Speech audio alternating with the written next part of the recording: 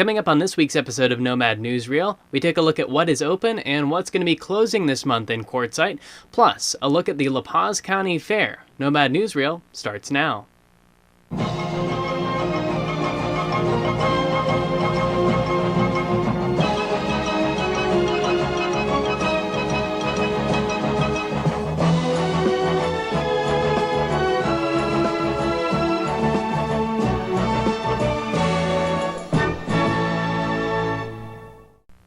For Nomad Newsreel, I'm James Copeland reporting for my 1975 Winnebago Indian. Thanks so much for joining us today.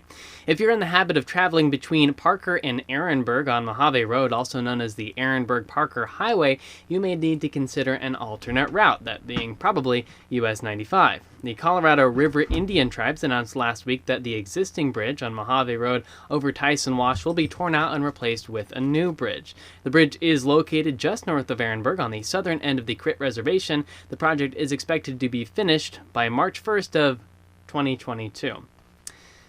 And some sad news to report. The sound mixer from the award-winning movie Nomadland has died after taking his own life, and his father thinks the coronavirus pandemic may have played a part. Michael Wolf Snyder had not been seen or heard of for several days when his dad, psychiatrist Dr. David Snyder, went to check on him in his Queens apartment. David did discover his son's body. Dr. Snyder said his son had battled severe depression for years, and being isolated due to the coronavirus pandemic did not help things. Wolf was 35 years old.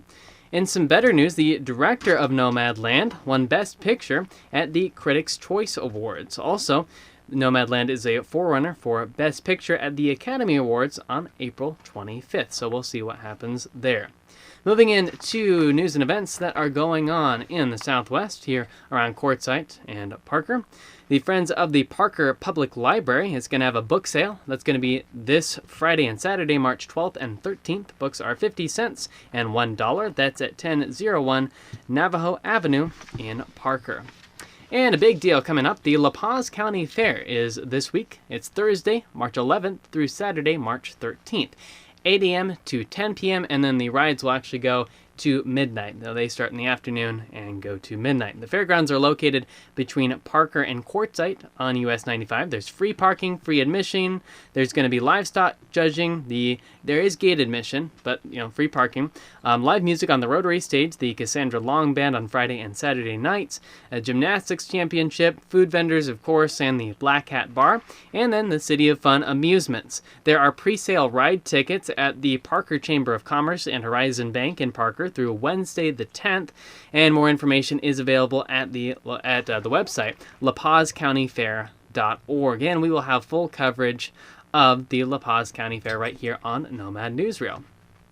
And now we have a story from our very own Michael Turner. Places like Quartzsite are starting to clear as we continue into March. Mike has the latest and a first-hand look into what area businesses are going to do as the temperatures heat up.